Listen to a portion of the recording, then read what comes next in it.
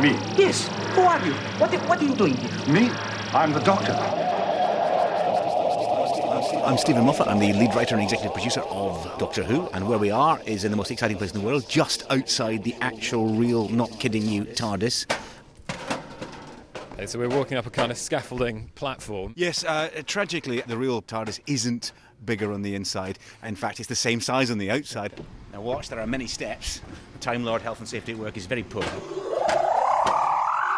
It is the most exciting spot in the universe. So there's huge revolving discs with the lights on top, and then the all-important control panel in the centre of this huge silver room. I mean, how much has the inside of the TARDIS changed since back in 1963? The fundamental principle's the same, and it's never really altered. You've got the many-sided control console here, and you've got the column in the middle.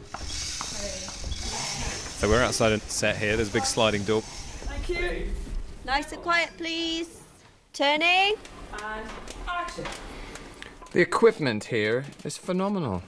The humans don't realise what half of this stuff does. We could conquer their world in a day. We were fortunate then in our choice of duplicates. We're not armed, you may relax. We are armed. You may not. Thank you. In terms of this 50th anniversary episode, you're not going to be able to tell me much about the plot, or you're not going to want to. But what do you want to achieve from it? What are you trying to get out of this episode? You want to do more than nostalgia. You certainly want to do nostalgia, because that's important. People love it. But nostalgia is such a quick emotion, isn't it? It's sated so fast. It needs to be a great story as well. It needs to be a story that looks forward as well as backwards. Otherwise, there's a danger you're putting a full stop on it. It'll feel like a state funeral as opposed to a brand new beginning. I'd rather it was a coronation. I'd rather it was the beginning of something rather than the end of something. If you look at the highs and lows of Doctor Who over the 50 years, obviously hugely popular in the 60s and 70s. Audiences fell away the sort of late 80s, and then, of course, the revival in the 21st century. What do you think the dangers are? Where do you go wrong with something like Doctor Who? It is rather exaggerated how badly it failed in the late 80s, it's got to be said. They put it against Coronation Street in the day, 6 million.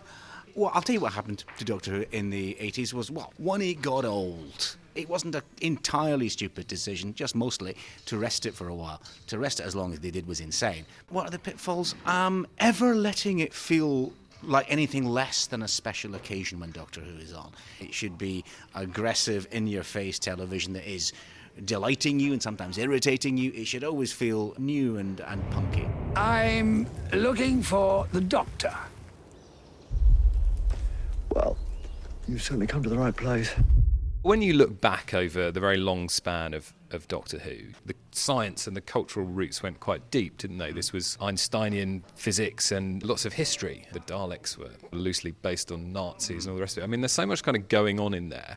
How much do you think has changed? I don't think Doctor Who really has changed at all. If you look at, actually, it was born out of, dare one say it, focus groups and scheduling decisions. It was. They were thinking, how do we join the children's audience to the adults' audience of the evening? What's changed is the world around it. And science fiction and fantasy, and in particular Doctor Who, is always a sort of distorted and sort of enhanced reflection of the world around you at the time. A Dalek is an extraordinary thing. It's a brilliant design by Raymond Cusick. Also the idea of basically a robot that rants, a tank that hates you. This is an apparent machine with anger problems. Where else do you see that? It's brilliant.